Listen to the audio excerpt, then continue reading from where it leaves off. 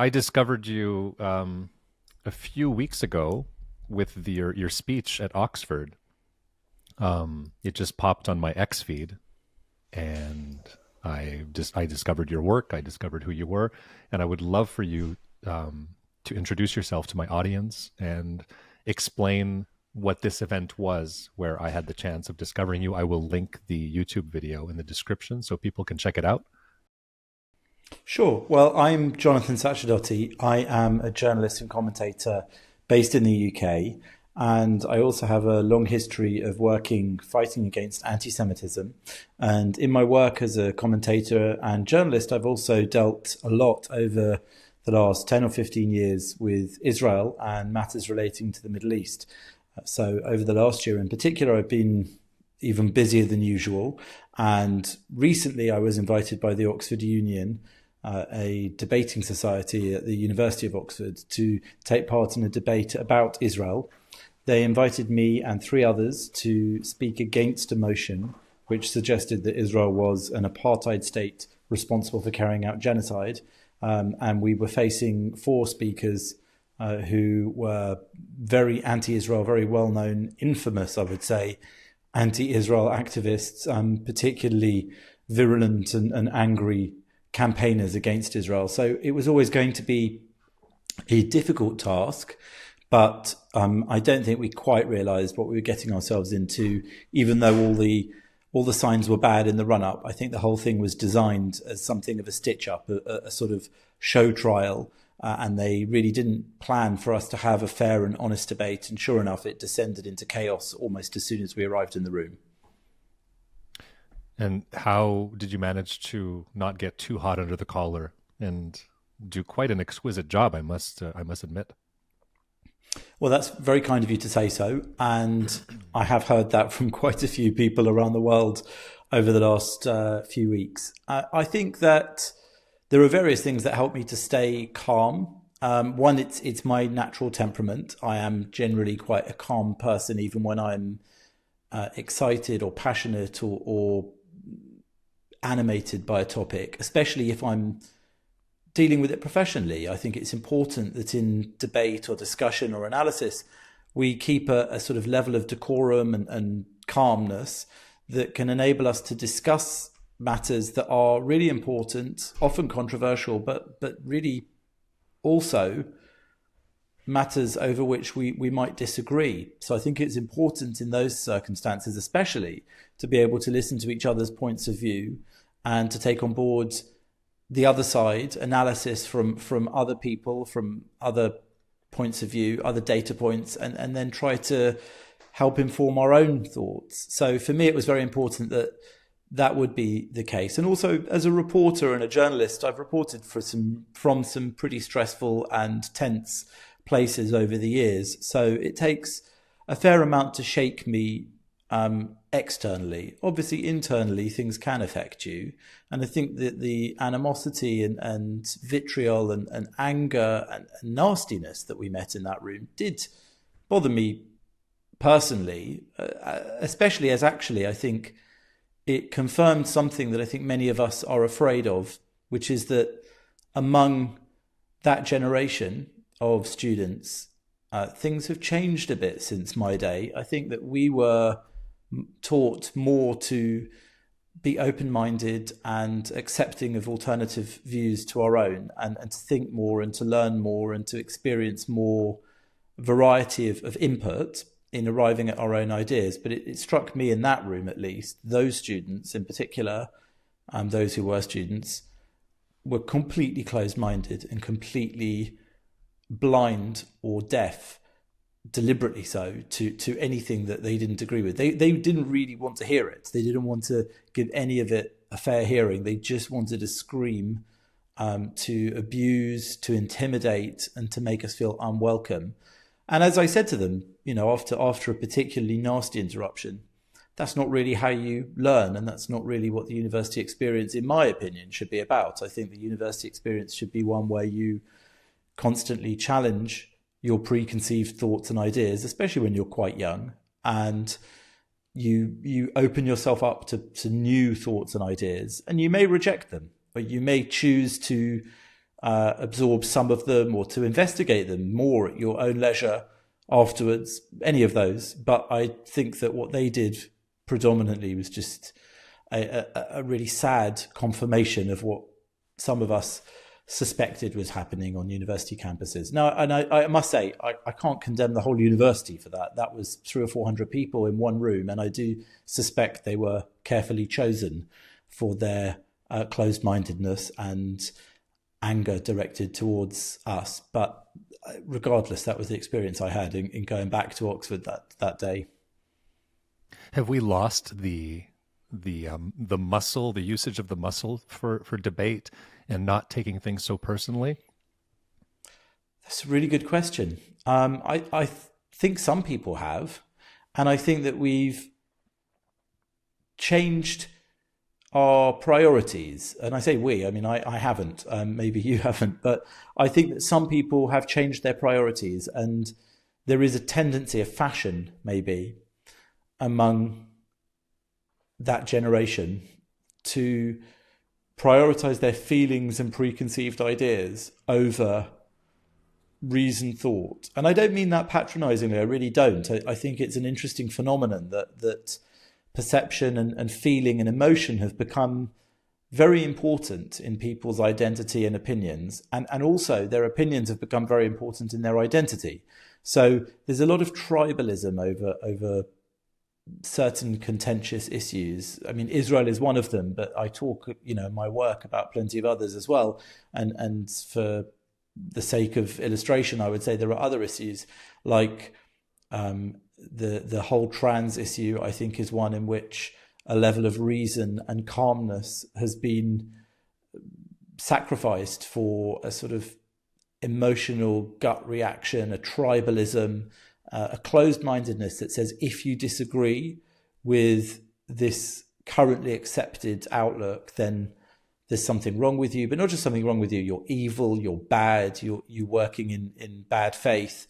And I think that that's another good example, because actually I think that the people, those of us who've always been sympathetic to people who believe they are the wrong sex, or rather their body is the wrong sex for their mind or their psychology, I think you can be sympathetic about it, but also incredibly apprehensive about the idea of so-called affirmation of that, and the ensuing medical, hormonal, surgical treatments, and even societal sort of going along with those things. I don't think that the two are necessarily connected. I don't think you have to be a nasty person not to want to do that. And so I think the same is true here. I think that their attitude towards me was that I was a bad faith actor because I was arguing with their preconceived ideas about Israel, that they were convinced Israel was genocidal and apartheid, even though they knew very little, some of them, and even when presented with facts that challenged those views. So I think that on a lot of these issues, we have lost the ability to use our brains rather than just give in to emotions. Well, you mentioned those words. I'd like to go over some of those words, because there's much debate and much confusion. And I know this is probably a rookie question, but I think it's important. Terms like apartheid, open air prison, blockade, Zionism, genocide, all these words that we've heard since October 7th ad nauseum. Can we go over those words and just see how they're misused or misunderstood, and what people, more in the West, as I observe here in Canada, have been getting wrong? Because I feel like I'm taking crazy pills sometimes and hearing people with such, not determination, but such, they're so sure of themselves when they use these words, and I know they're wrong. Sure. Well, I think that it's definitely worth doing that, because I think that a lot of people who don't have any prior knowledge, or a lot of prior knowledge, or a deep understanding of Israel and the area it lives in and the enemies it has and all of the challenges it faces, a lot of them, understandably perhaps, have a very negative opinion, because the coverage often leans on and relies on those words, which in reality I think are often completely inappropriate. to describe the situation. And I've said for many years when I've addressed particularly student crowds that if I've not been there to convince them of my opinion per se, but what I often want to get across is that it's a very complex and difficult situation which stretches back a very long way in history. And so if I can leave a room less certain, then I feel I've done probably a good job, because it's that level of certainty that I think is very hard to feel comfortable with. It's a complicated situation. So to tackle some of the words, let's start with the idea that Gaza was, before October the 7th, 2023, an open-air prison. It has been said by many. It was even said by the UK, where I am, by our former Foreign Secretary, before he was the Foreign Secretary, Lord Cameron, David Cameron, who was before that the Prime Minister. At one point, I believe he called Gaza an open-air prison. It's also been called a concentration camp. When we say concentration camp, most of us normally think to the Nazi concentration camps, in which Jews were enslaved, tortured, and famously killed, gassed in gas chambers and killed in other ways as well. Around 6 million, probably over 6 million Jews were killed by the Nazis during the Second World War, during the Holocaust. Now, I don't think that Gaza ever did measure up to the definition of concentration camp. Now, I say that because there was a lot of footage, reporting from Gaza over the years that showed parts of it to be actually very nice. Indeed, before Israel withdrew from Gaza completely and unilaterally, there were Israelis that lived there. There were agricultural greenhouses for industrial farming. Those were left to the Gazan Palestinians when Israel withdrew. In fact, they destroyed them pretty much straight away. There were schools, universities, hospitals. All of these things aren't what we traditionally imagine seeing in concentration camps or even prisons.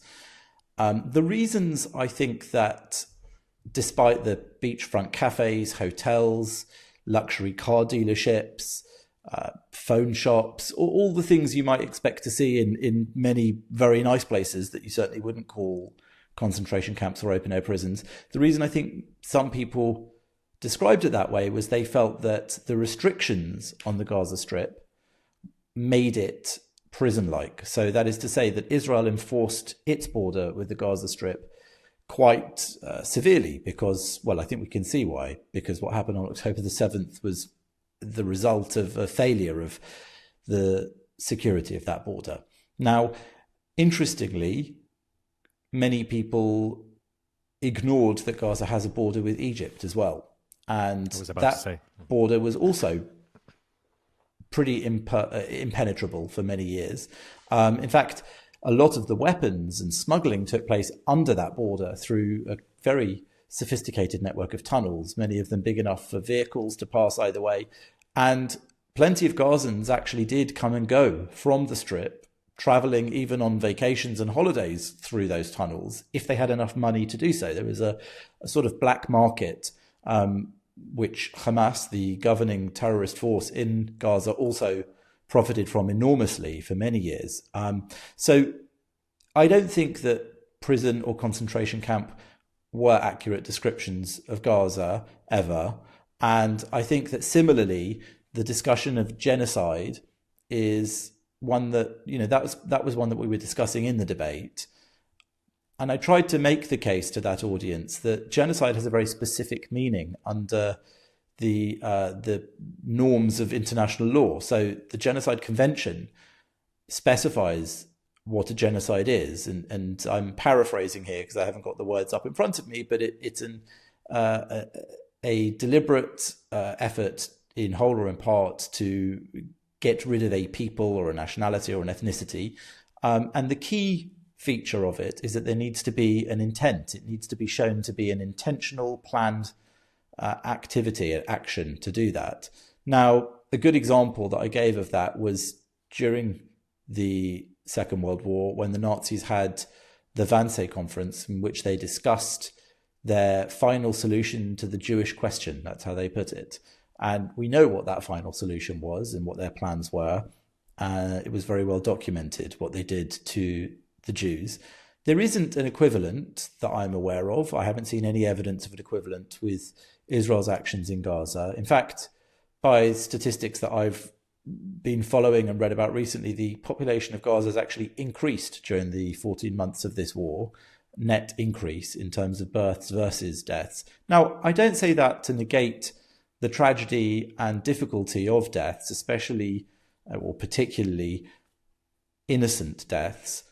But there's a lot to unpack in that before you can call it a genocide.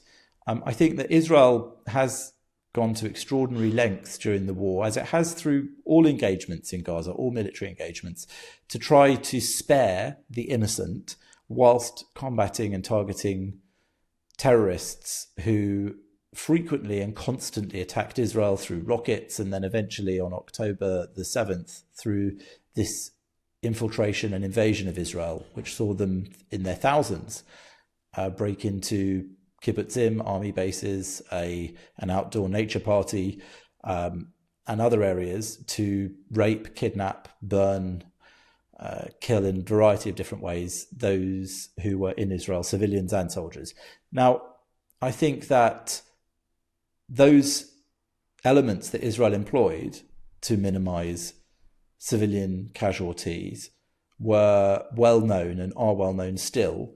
They used to employ what they call a knock on the roof before military airstrikes, where they would drop a small munition on the top of the building, which would not have a destructive effect, but it would obviously alert the people in the building that it was time to leave before the building was bombed. They also have famously made phone calls and text messages to thousands of Gazans to warn them where they're going to strike. They've created humanitarian corridors during this war to try to move civilian populations around as they've tried to engage with the enemy, the terrorist enemy.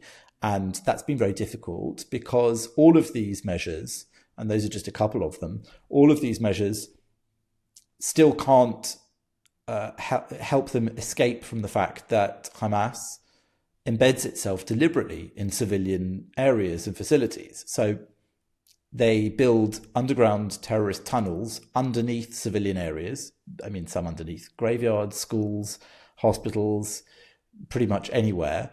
And they also base themselves in those buildings above ground. So they will use homes or mosques or schools or hospitals as ammunition storage places, as places from which to attack, as headquarters, any of those things. And what that does is it makes Israel's task of targeting the aggressive enemy that attacks them very, very difficult, because a hospital is both a hospital, somewhere where they may be treating civilians in need, and also a terrorist command and control center, say.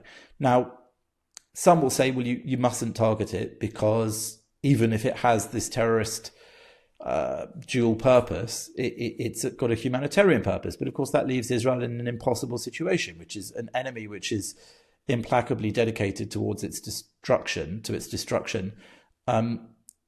giving itself, let's say, immunity by putting itself behind civilian infrastructure. So Israel has come up with a number of ways to try to minimize the damage to civilian life, but obviously that's not possible. You can't avoid it when it's so deeply entrenched. And then there's the further complicating factor, which is that many of the Gazan population, much of the Gazan population, is actually quite dedicated to the same murderous cause that Hamas is. So again, they elected Hamas in their elections to govern the Strip. Obviously, since then, there was a coup where they also killed the opposition party members, throwing them from roofs and in other ways. Hamas is a brutal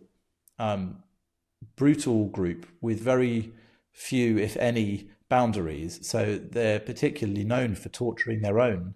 They will torture people they consider to be collaborators with Israel, kill them, shoot people in the legs, or worse, kill them.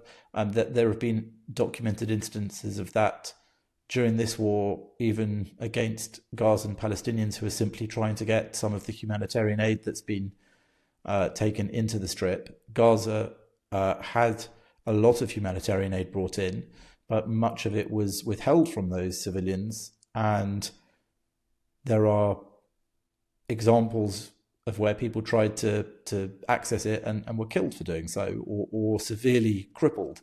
So I think that the challenge to Israel is very pronounced, and consequently there are civilian deaths, and that is extremely sad and difficult. But at the same time, I don't think anyone could truly expect a country to go through the experience Israel did, particularly on October the 7th, and just decide that they can't act, because the same people that did that to the Israeli civilians are also holding to ransom, or even worse, using the Gazan people as a sort of human sacrifice. And just finally, to conclude that thought, Hamas is quite clear that the more civilians that it can sacrifice in Gaza, the better it is for its longer term PR effort, because it can then have the world condemn Israel for the death of those civilians and carry on its efforts against Israel. So it actually doesn't particularly care as a movement about those deaths. It often does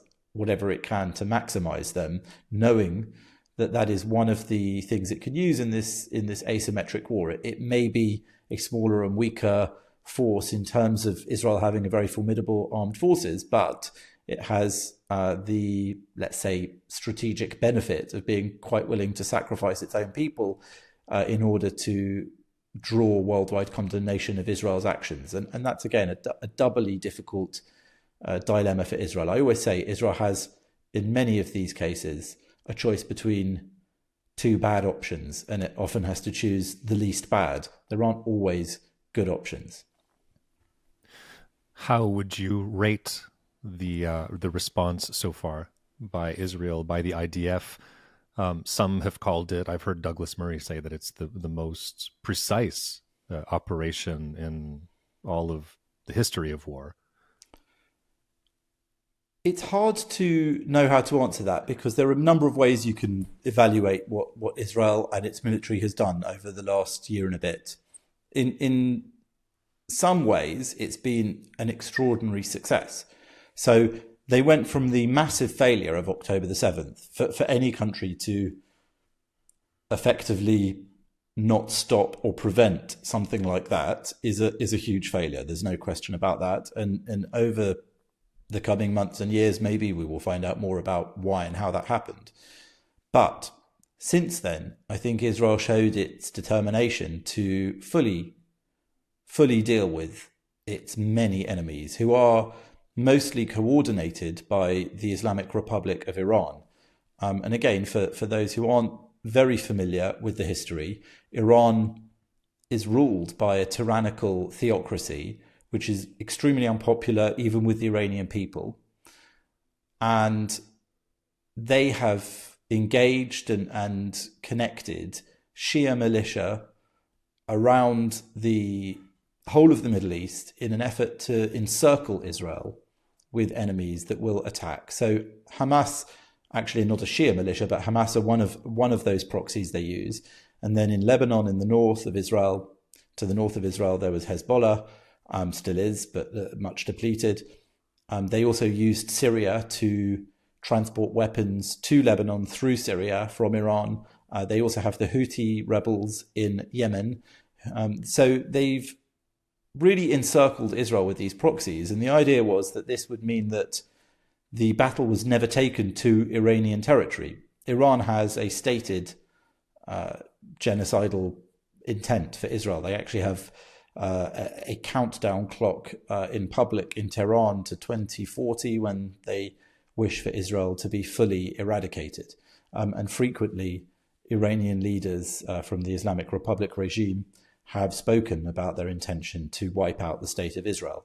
So bearing all of that in mind, Israel has done a spectacular job militarily in dealing with these enemies. The catalyst of October the 7th, the disaster of October the 7th, I think opened up a window of possibility for them to very forcefully deal with some of the enemies that previously they would not have been able to deal with. There wouldn't have been the appetite within the country, domestically. There wouldn't have been the tolerance internationally to allow Israel to do what it needed to do. But I think that because the barbarism and brutality of October the 7th was so severe, there was that leeway, there was that opportunity. And so Israel then went into Gaza to deal with Hamas, and has really done far more than it ever did in that area. But of course, that's been complicated by the fact that Hamas kidnapped over 200 Israelis.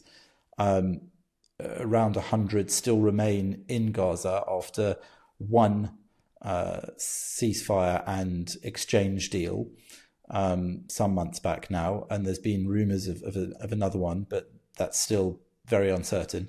And as a result of those people being there, Israel had to operate extremely carefully, both for the sake of its own civilians and for the innocent in Gaza, who they don't wish to target. But in the north, they were extremely successful, first with that spectacular attack on Hezbollah through their beepers, their pagers. They had this exploding pager plan, which was some 10 years in the making, I understand from recent revelations. So that first it started with walkie-talkies that they had managed to turn into effectively mobile weapons, that those Hezbollah fighters who had the walkie-talkies could be targeted, and then they managed to make it even smaller and put it into pagers, and they activated that and then carried out some spectacular strikes in Lebanon, which took out a lot of the Hezbollah capacity for attack, a lot of their weapons. There were many weapons stockpiled there for attack on Israel.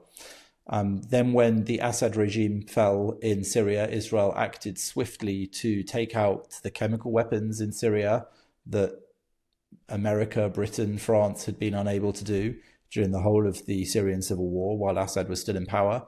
They also took out a lot of the Syrian armed forces, so that whatever happens in that country, and it looks like it may fall into the hands of sinister jihadi forces, there won't be the same capacity to attack Israel and indeed the rest of the region. And they've also had this direct military interaction with Iran. So Iran launched record numbers of missiles towards Israel on 2 occasions. Israel has reacted and taken out reportedly much of the Iranian air defense systems, and also struck even reportedly one nuclear related facility. Iran, of course, is famously trying to get nuclear weapons capability in order to either potentially horrifically use them, or to simply have that added protection against any retaliation for other barbarous actions they or their proxies will carry out on Israel and other Western countries. So I think that Israel's done spectacularly with that. And in fact, just as we're speaking, just today, Israel carried out another strike in Yemen against the Houthis, who have over the last week been bombing Israel, I think, pretty much daily. Those I speak to in the center around the Tel Aviv area have been woken most nights around 2 to 4 a.m., having to go into their bomb shelters. So Israel's efforts to strike there in Yemen have also been decisive. I think that it's restored its deterrence. Israel used to have a formidable military deterrence, and that was dented on October the 7th, when some in the region would have asked if Israel was a paper tiger, because despite that reputation, it seemed to have been completely unable to control the invasion from Gaza as quickly as it should have done, or to prevent it. And I think it's restored that deterrence absolutely incredibly. So in that respect, I think they've been very successful. And I think that is probably, when history is written, how this will be measured. But of course, there are caveats and qualifiers. So I think public opinion has been severely dented in some parts of society. And that is something we'll have to see about, whether that's lasting, whether that has a permanent effect, or whether that will go away. As the dust settles, I suspect there'll be plenty of Middle Eastern nations who are already on their way to normalization with Israel, who will be very grateful for what Israel has done. They already are. And who also consider Iran to be an adversary that they need to be dealt with. and there will be a lot of respect which will have been restored for Israel among those Middle Eastern neighbours. And I think that ultimately the future of the Middle East, the near future, is one of a choice between Arab nations which are willing to allow for the possibility of a region, a Middle East region, with a thriving Jewish state within it, and those who consider that utterly unthinkable.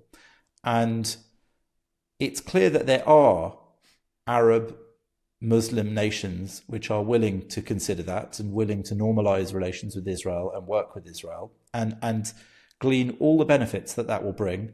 But there are still those who aren't. And that's what we saw happen on October the 7th, was a reaction to those ties and improving relations that were taking place under the name of the Abraham Accords, but started by Donald Trump and Benjamin Netanyahu and MBS.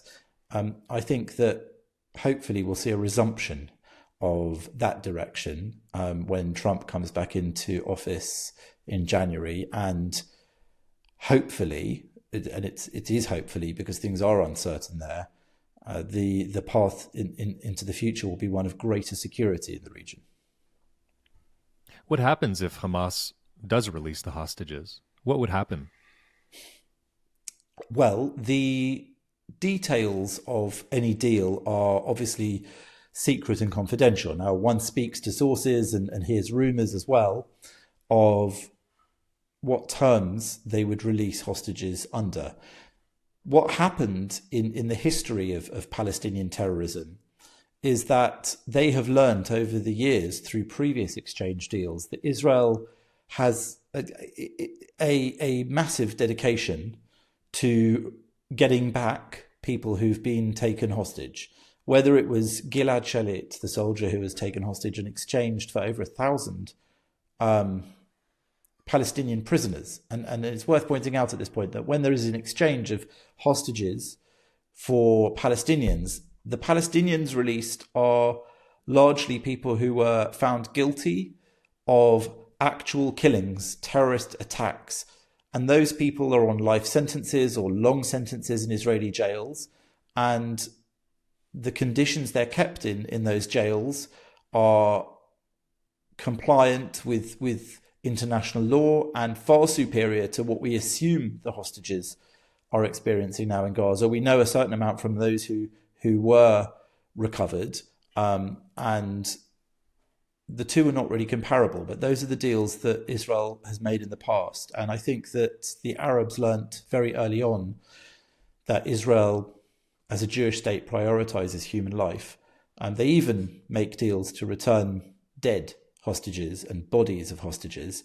So they will want a price to be paid. They will want the release of terrorists. And it's worth noting that Yahya Sinwar, the now dead leader of Hamas in the Gaza Strip, who masterminded and carried out the October the 7th attacks, was released in that Gilad Shalit prisoner exchange. So that man who learnt Hebrew and studied Israeli society whilst in prison in Israel then used all of that knowledge to plan and carry out the most horrific attack on Jews since the Holocaust. And that is the price that will be exacted from Israel for the return of hostages. It's clear that they're not able to recover them all through rescue missions as they did for a handful.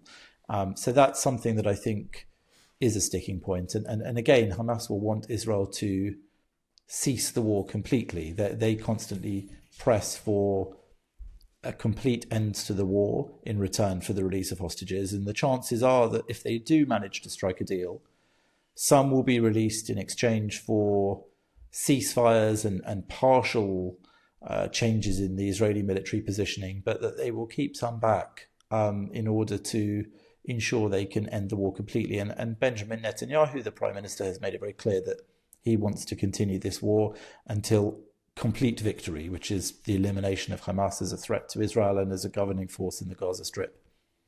What do you think of Trump's declaration about kind of giving an ultimatum until his inauguration on the 20th of January?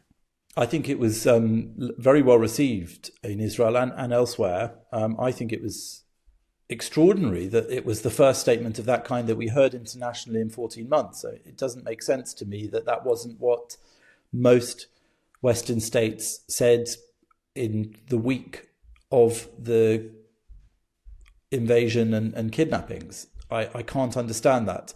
Every time I meet with families of hostages or even released hostages in Israel, they really, really underline to me how this is not a political issue. It is a humanitarian issue. If civilians are kidnapped, I mean, there's a baby that is still there if he's still alive. There were elderly people, still are, Holocaust survivors, and everything in between. People with medical conditions that clearly won't be looked after or treated. All of those people should simply have been released.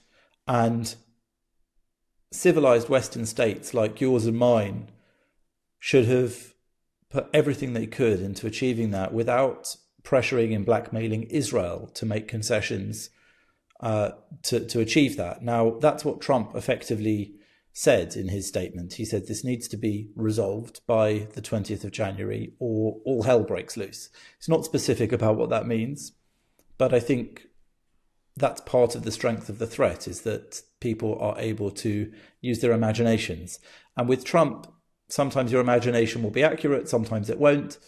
But I do think that it was exactly the right kind of statement. And I also think it's impressive that since his victory, he's not wasting any time. I mean, America is effectively without a president and has been for some time. But certainly since Trump won the election, Joe Biden has barely been seen. Kamala Harris is an irrelevance. And Donald Trump is making rapid headway with already working out what he's going to do and what needs to be done. And there is this window of opportunity actually in the handover period where, in collaboration with the Biden administration, the incoming Trump administration may well be able to get a lot done that actually benefits both the Biden presidency and the Trump presidency. So with that cutoff point in mind, one hopes that there could be some progress. And one of the areas in which I think there was hope for that is the potential release of hostages, though as of today I understand there are now a few more complications and there's a little bit less optimism than there was perhaps a few days ago. I want to come back to just a few definitions. Very simply, what is Zionism and why has it become a slur suddenly? Zionism is the belief that the Jewish people have a right to national self-determination in their historic homeland, Israel. That is really the definition of Zionism. There are those who say they are anti-Zionist, who may be anti that very concept. Now, I would call them into question if they are not against other peoples and nations having their own homeland. But more specifically, I think there are many people who use the word as a sort of slur. They intend it to stand for something quite different. I think that people who say they are anti-Zionist often like to try and criticize the policies, say, of Benjamin Netanyahu or of his current coalition, which has within it more right-wing parties, fringe right-wing parties further to the right than ever before in Israel's history. But they don't represent Zionism per se. So I think that the idea that the use of the word Zionism, that saying you're anti-Zionist because you're anti that is incorrect. I think it's inaccurate use of the phrase.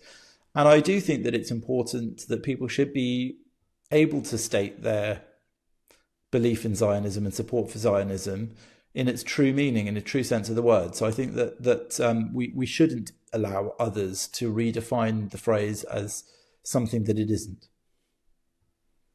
What's Palestine? Well, Palestine is a state that is not at the moment. It is a would-be state that some believe should be a homeland for Palestinian Arabs. Of course, there's a lot of debate over who Palestinian Arabs are.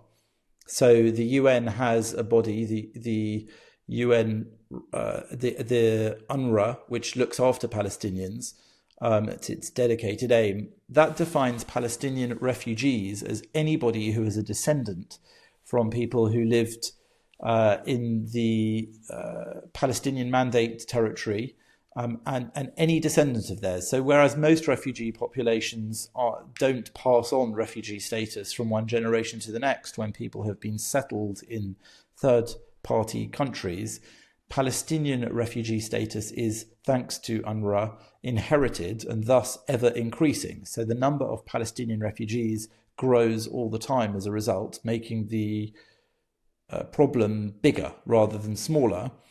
You can be a full American or British citizen or Canadian citizen and still be a Palestinian refugee.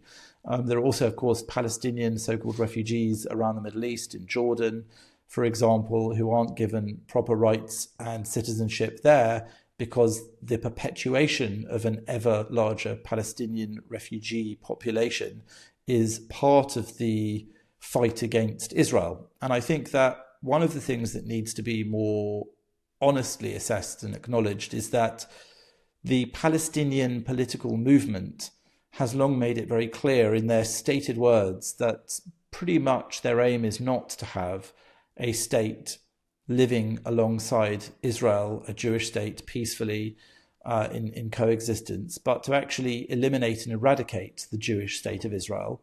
And given that that is the case, it's very strange that there has always been this pressure on Israel to somehow concede that this is a viable and safe possibility. And I think that that is something that more and more people have come to realize since October the 7th, 23, because I think they made it very clear that, as I keep saying, if you watch the videos from the terrorists, the Palestinian terrorists who invaded on October the 7th, you don't hear them saying this is for more electricity in the Gaza Strip or this is for peaceful coexistence side by side with our Jewish neighbors. You hear them saying, if 1,000 of us die, if 2,000 of us die, this is for the nation of jihad. They're very clear about what they mean. And as I did an event with Einat Wilf a week or two ago, and she likes to call it West-splaining.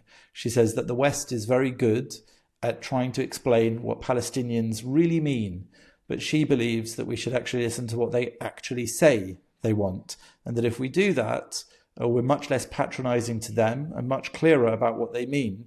And I think that that is very true, and the conflict can only be brought to some sort of end and resolution when we do try to see things a little bit more honestly like that. You've mentioned UNRWA. I don't know if that's how it's pronounced. UNRWA? Yeah. UNRWA? I think everyone's best guess is good enough. It's a virtually unpronounceable acronym. Yeah, there's been criticism about their effectiveness and allegations of its funds being diverted. What do you say to people? Because I see a lot of advertising on social media to help the children of Gaza, help Palestinians. And I'm from the arts. I'm a singer-songwriter. I know a lot of artists, and all the artists seem to be, on the Palestinian side, if there's a side. And they're, creating art, and they're trying to raise funds to help the children and all this stuff. What would you say to people who donate thinking that they're helping civilians? Are all the funds being either stopped at the border or basically being used for tunnels and rockets? And so UNRWA, in my opinion, is not part of the solution. It's part of the problem for a number of reasons. I've given you one already, which is to do with the perpetuation of the myth of Palestinian refugee status being unique among all refugee populations in the world, unique and ever growing. And why that's key is because most Palestinian statements of intent are that, as well as a Palestinian state, there should be, as part of a final status agreement, the right of return for Palestinian refugees, not to their new state, but to the state of Israel. So just to follow that through for those who haven't thought about it, they would create their own state alongside Israel, and then 6, 7, 8 million Palestinian so-called refugees would be allowed to return to Israel, which means, in effect, I say return, most of those have, of course, never lived in Israel, never left Israel. They're not born in that territory. So the concept is that there would be two states, but within a very short space of time, neither of them would be a majority Jewish state, and therefore there would no longer be a Jewish state of Israel. And I think that is one of the tricks, so to speak, of the Palestinian movement, is that their intention is clear both in what they say and in thought experiments like that they're not trying to create a state alongside the Jewish state. So in terms of UNRWA and the UN more broadly, I think it is not a good faith player in this conflict and in its resolution. They are, in the example of UNRWA, it's been shown that there were many UNRWA workers actively involved in the October the 7th attacks. There's a video of UNRWA workers dragging an Israeli corpse into a vehicle and taking it back to Gaza. Just one example. There have been UNRWA teachers who were involved in terrorist activity, in keeping hostages. UNRWA has, because it employs many people in Gaza, many Gazans, it has a massive crossover. If you imagine the Venn diagram of Hamas and Palestinian Islamic Jihad and UNRWA, there's a lot of people who work for UNRWA who are affiliated to those terror organizations.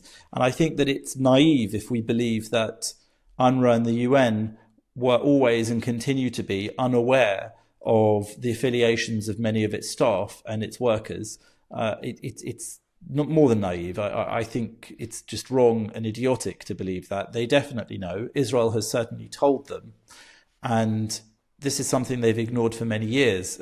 People can look at the work of UN Watch under the excellent leadership of Hillel Neuer. He has made it documented and clear for many, many years just how compromised UNRWA is as a body. It is entirely corrupted by its associations with Hamas and Palestinian terrorism, and it's decidedly dishonest of people to continue to support UNRWA as if it is going to somehow be a fundamental part of the solution to this problem rather than an active agent in the continuation of the problem. But of course, as you say, there are many people within the arts and beyond the arts who want to support the needy and, let's say, innocent in Gaza. And that's a whole other conversation, who are the innocent and who are not. But let's put that aside for the moment. Those who want to support those people maybe will find it difficult to do so, because you would assume that giving money to a UN body might help support them. But where Israel has been bringing in tons and tons of aid, or allowing in tons and tons of aid into the Gaza Strip, UNRWA and other international aid agencies has not been distributing that aid effectively and has been allowing Hamas to hijack it and use it for their own profit or to fuel their own war effort. So all of those things mean that it's not necessarily easy to support those in need in the Gaza Strip, and that is not necessarily Israel's fault. Again, I think there is a tendency among the broader public to want to blame someone and to assume that there is an easy solution, but there isn't an easy solution. And to continue burying one's head in the sand about UNRWA and others like them means that there never will be a solution, because it perpetuates part of the problem. I'd like to talk about Elon Musk and his acquisition of Twitter and now X, and what he's done so far for freedom of speech, because I've gotten a lot of my information. I feel that it's clearer and more truthful. Maybe I'm wrong, but on X compared to other social media. I've even tried searching for Hamas on Instagram, which is impossible. And completely suppressed and shadow banned, whereas it seems like X is pretty fair and accurate. Again, I could be wrong, but I've also heard people mention that Elon Musk is anti-Semitic, and especially since the ADL incident in 2023. Can you clarify the controversy details around all that and your thoughts? I don't consider Elon Musk to be anti-Semitic personally, and on balance, I am very grateful for what he's done to X, previously Twitter, and more broadly to what he's done to freedom of speech in the US and, of course, therefore, in the wider world. Now, that is to say that freedom of speech means that more people with views that are offensive to me have also been free to express them on X. whether they might be anti-Semitic or otherwise offensive to me. But on the whole, I am broadly in favour of the expression of more views rather than fewer views, and that includes those that I may not like. Now, where views expressed incite violence or are illegal in other ways, of course I don't believe in unfettered freedom of expression of them. It's that old measure of, freedom of speech doesn't allow you to shout fire in a crowded theatre. But on the whole, I think what Musk did is break a complex network of information control that had been largely set up during the Obama era. I think Ben Rhodes, who was one of Obama's leading communications people during the era of the Iran nuclear deal that Obama was very proud of, proudly spoke of the echo chamber that he had created, a sort of network of NGOs which backed up the Obama administration's opinions and would then all echo it together, creating a sort of influence that would then go further into online platforms, and companies like Meta and then Twitter would also comply. So, for example, during the whole COVID era, I think there were strong restrictions on what people could say on online social media platforms which were non-compliant. Any views which were non-compliant with the COVID regulations were heavily censored. I myself was a believer in vaccination. I complied with the lockdowns pretty thoroughly. So it's not that I myself was a skeptic, but I was disgusted with the censorship of free and informed speech on those issues. And so when it comes to matters like Israel, I do think that Musk's ownership of Twitter has made a very big difference. And I think that we need to think very carefully as we go into the future about the ownership and opacity of social media networks. In particular, TikTok is a big problem. TikTok, of course, having the Chinese influence means that there is the possibility that the Communist Party of China is able to directly or indirectly influence what we, and particularly the younger generation in America, UK, elsewhere, is seeing. Famously, the Chinese version of TikTok is educational and mind improving for Chinese youngsters, whereas ours certainly seems anything but. It kind of pushes algorithmically all sorts of trash and chaos causing trends and ideas within our societies. And there have been a few interesting studies about how long it takes for a brand new TikTok account on a brand new phone to just swipe through until it receives either pro-Palestinian or pro-Hamas content and pro-Israel content, and Israel doesn't come out of that one well. So I think that what Musk has done with X is really important, and I think that he's trying to restore a level of free speech and open dialogue and debate, and that means that there is obviously going to be some negative effect of that, but I think predominantly the effect is, in my opinion, largely positive, and I think it would have helped Donald Trump, for example. I think there was a very clearly visible now concerted effort among the legacy traditional media, television and things like that, and newspapers, to hide Joe Biden's massively compromised abilities due to his advanced age and ailing health, and similarly to completely trash Donald Trump's reputation and personality. And I think that X, among other things, helped to counter that, and as did things like podcasts. So, you and I are having a long form conversation here. The 3 hours of Joe Rogan interviewing Donald Trump was incredibly enlightening to many people. It bypassed the normal gatekeepers of seeing the presidential candidates, the traditional news media, who had made efforts to ensure people didn't see Donald Trump in 3 hours uncut, uncensored. But Joe Rogan, with his incredibly successful podcast, made sure that people could see that. And it's no surprise that Kamala Harris was afraid to put herself up for the same thing. So, I don't think Elon Musk is perfect, and I don't think everything he does is perfect. He's also quite an eccentric character, but I think that on the whole, it seems like a positive effect what X is doing. And I think that, as you said, many of us are able to access ideas and thoughts and opinions and streams of information that we wouldn't be able to through X, and also through things like Telegram.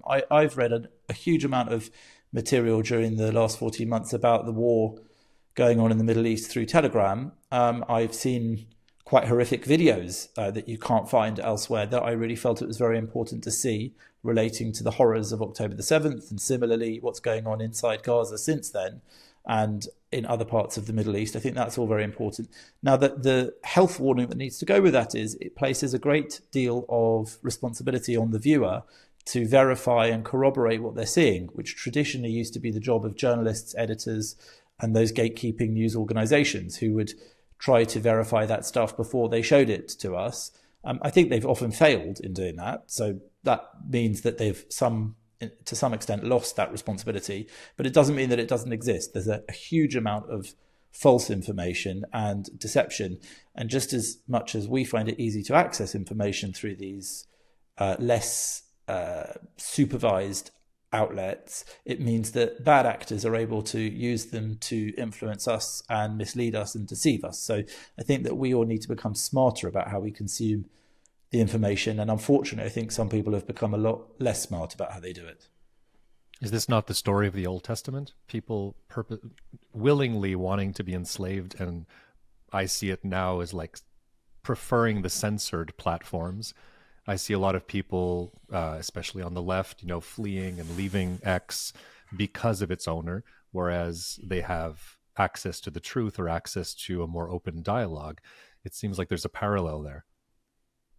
I think that to some extent, yes, I think there is an element of human nature that makes us want to believe what we want to believe rather than to truly assess objectively. And I'm not sure any of us can really escape that. It's human nature. So if you see something that runs contrary to what you have always thought or believed or want to believe, maybe tribally or maybe for some other reason, I think it's really difficult to open your mind to it. But I think it's just all the more important that we're able to. I'll give you an example of someone who I think does that brilliantly. I had the privilege of meeting and debating with Mossab Hassan Youssef, who was the son of Hamas, as he's known. His father is a Hamas spiritual leader. He grew up as his father's confidant and right-hand man until around the age of 18, when he was arrested, and whilst in Israeli jail, he decided to inform to the Israelis on Hamas plans to carry out suicide bombings.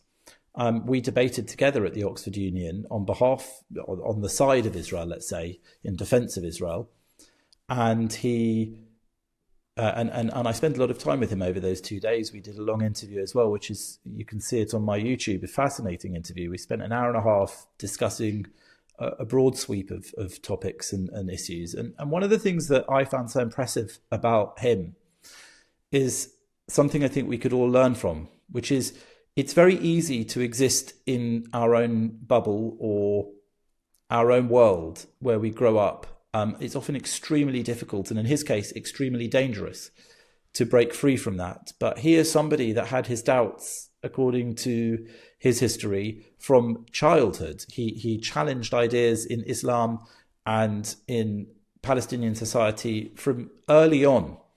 He tells stories about doubting the stories he was told about what happened after death spiritually, and going into the graveyards to literally listen inside the graves to hear if there was the battle going on he'd been informed took place after death. Now, to me, that kind of independence of thought and willingness to inform yourself and break free from what you may otherwise just blindly subscribe to for your whole life is so important. And I like to hope that, I have even a fraction of the amount that he does. I do have a naturally inquiring mind. And I always say to other journalists, colleagues or younger people starting out in the field, that often it's a good idea, or always a good idea, to try and disprove what you think is the story you have.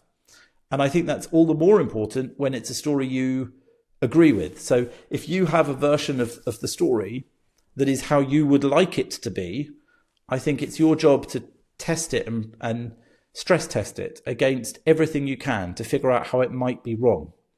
And it's then that I think you can prove the more likely version of it, which is accurate. I think a lot of us do fail to do that at times, and I'm by no means perfect or able to always see through my own position and beliefs, but I do try very hard, and I think that's something that we really should do. But as you say, I do think there is an element of human nature which means that we often are able to switch off that part of our brain, that critical part of our brain. And I think it's really important that going forwards in the world that we live in now, we should really encourage that cynicism and skepticism in the younger generation, but to avoid conspiracy theory and the more kind of sinister side of it as well, which is the side effect. If you can help me to get him on the show, I would be eternally grateful, by the way. Just I'm throwing that in there. Well, he's a very popular guy in a lot of demand, so I know that he has to choose really carefully. But I'm more than happy to connect you with his agent who fields request him and see if you can do that, because I do listen. I think he has a unique voice in the world, not just because he has experience from both sides, so to speak, deep within Hamas and also deep within the Israeli security apparatus, but also because I think he's, from talking to him, done such a massive amount of thinking over his life and exploring ideas around religion, existence, humanity, philosophy, history, that he's a fascinating person to talk to or listen to. And there are loads of interviews with him online. I mean, not just to plug my own, but it was an exceptionally interesting conversation that we had. And I do recommend it to people because there are few people who speak with the kind of insight and at the level that he does on these topics. And it is quite inspiring to hear his thoughts, even if you don't necessarily agree with them all. I read that Jesus is Palestinian. Can you clarify anything about that? What's that scandal about? Yeah, so it's one that comes up every so often. There is a TV presenter here called Bear Grylls here in the UK. I don't know how well known he is internationally. He's a sort of grown-up Boy Scout. He's like a survivalist, goes to harsh environments and does shows about surviving in them. Now, he has written a book about Jesus. I understand that he personally found his faith or increased his faith in adulthood and has now written this book. And as a sort of promotional activity, he made this video online for Christmas in which he said that Mary was a refugee and they were Palestinians or something along those lines, which of course is bunkum. Palestinians didn't exist at the time of Jesus's birth, and Jesus and Mary were, well, quite famously Jewish. They were born in Judea. So I think that, or rather Jesus was, I think that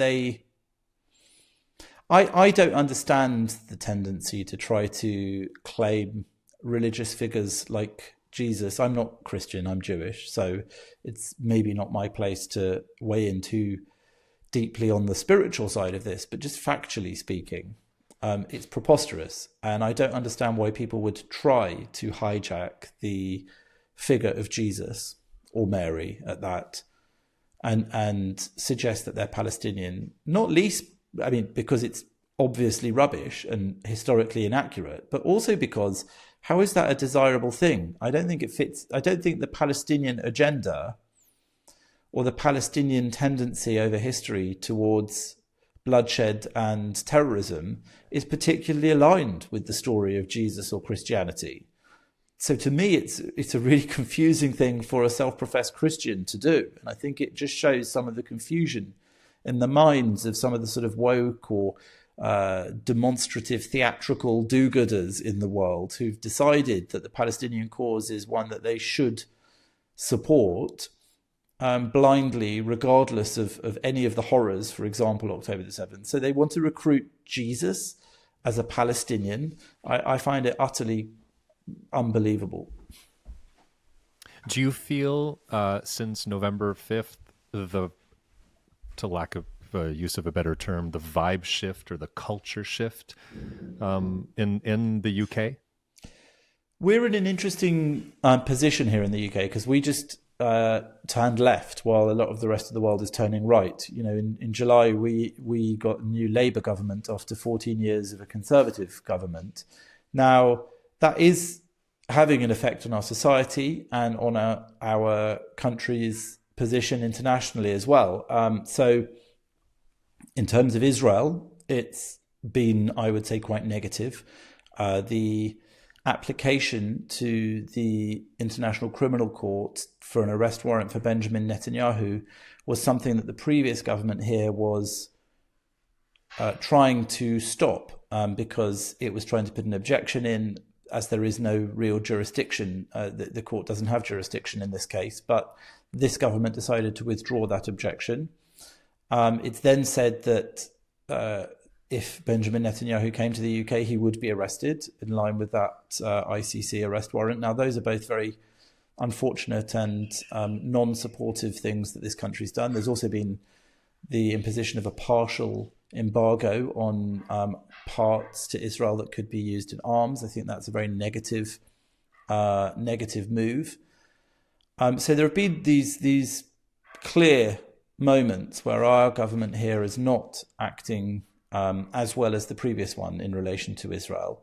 And there have been others domestically, which I think are very problematic and worrying. For example, the bill that they are putting through now for what they call assisted dying, which is to help the National Health Service kill people effectively who are within 6 months of the end of their lives with a terminal illness. These are also extremely radical moves which will really change the culture and mood of how we think about life and death, illness, treatment, pain, rather than fix the really quite bad palliative care system here in the UK. They've decided that it's a higher priority to help people nearing the end of their lives to die with the assistance of doctors.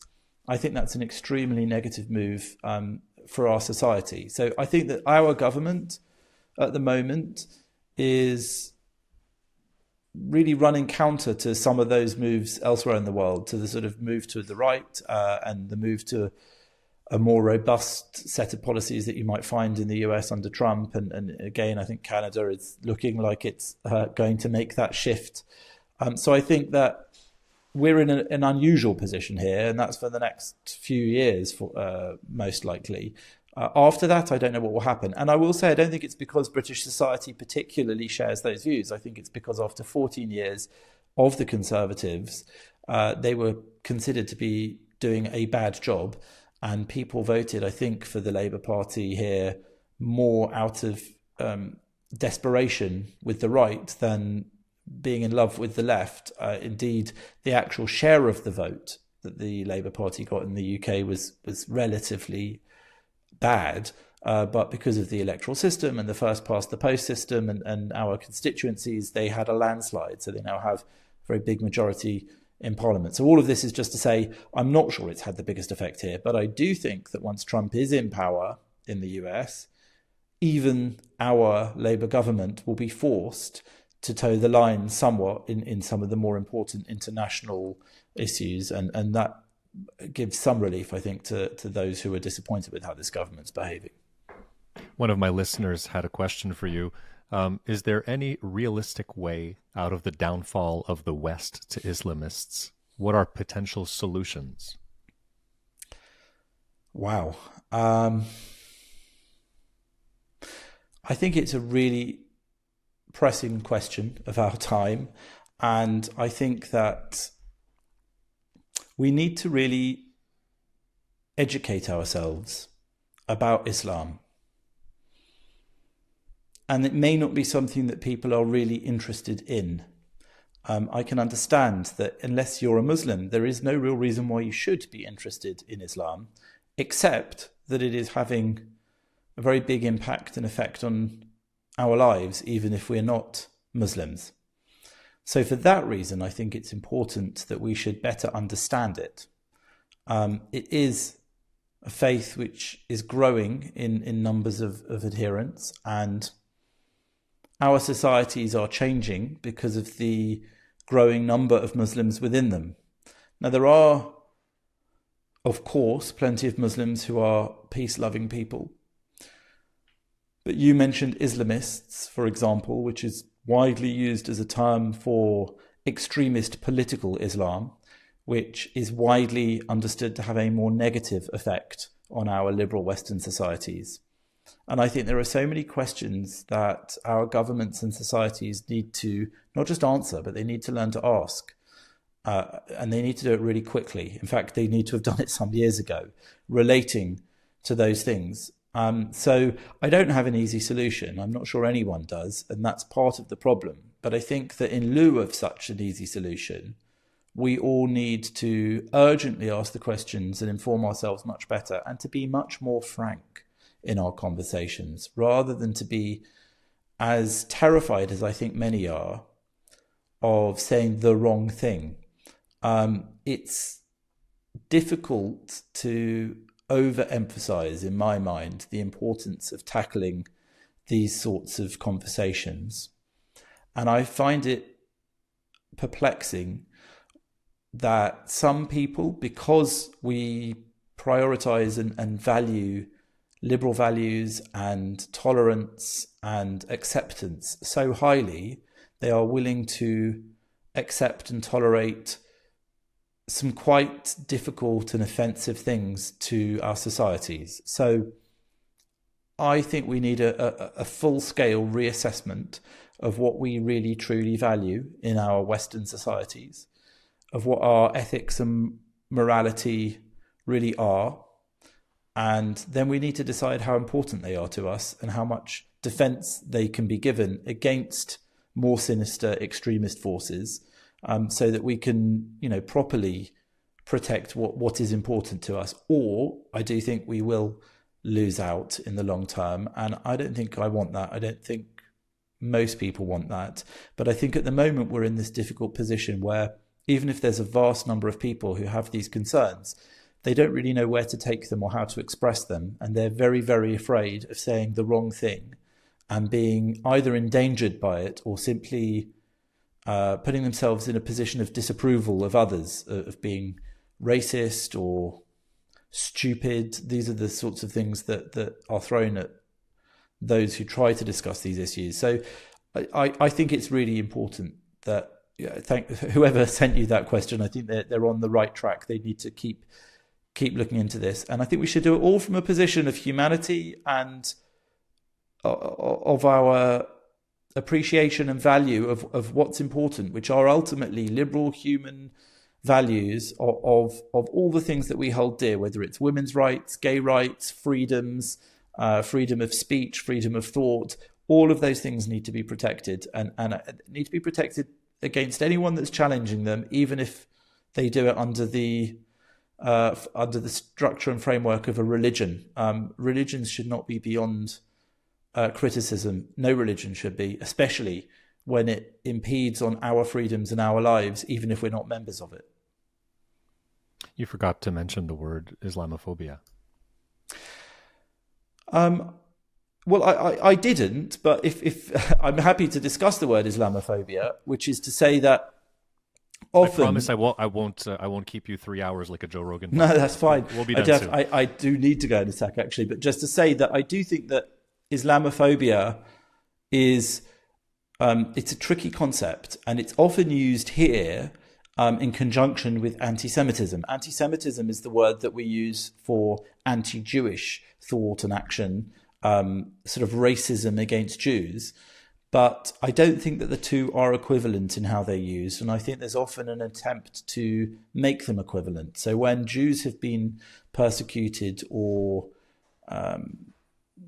they've suffered from anti-Semitism here in the UK or elsewhere in the West, I think there's often been an effort to say we are against anti-Semitism, Islamophobia, and all forms of prejudice. But those aren't all the same thing, and they have unique features. So I think we could have another hour-long conversation about the phrase Islamophobia.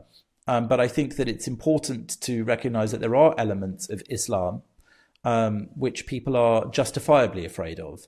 And so I wouldn't consider it Islamophobic to criticize certain elements of Islamic doctrine or thought or philosophy which run counter to the things that we maybe hold dear. So that shouldn't be controversial, but it is. I recognize that it is. but it shouldn't be, because if Islam, mainstream or extreme, has negative things to say about my existence as a Jew, for example, or as a non-Muslim, or as a gay person, I think I have every right to have negative things to say about it. Any ideology or philosophy which wants to have those negative and dangerous things to say about me has to be open for me to criticize it sensitively and compassionately, but regardless, I won't be quiet about a philosophy or ideology that believes I should be killed. Well, Jonathan, shalom. Thank you so much. Happy Hanukkah, Merry Christmas, the whole shebang. I really, really appreciate your time and your generosity and your eloquence and the English class for definitions. Well, thank you, Jason. It's been a really interesting conversation. I think it's really important that we're having these conversations. So I hope that it's the beginning of more conversations for viewers and thoughts and thinking for others. And I hope that we can, as we go on, carry on tackling these really important issues. So I appreciate you doing this. I appreciate you, and a very, very healthy and peaceful 2025. And to you.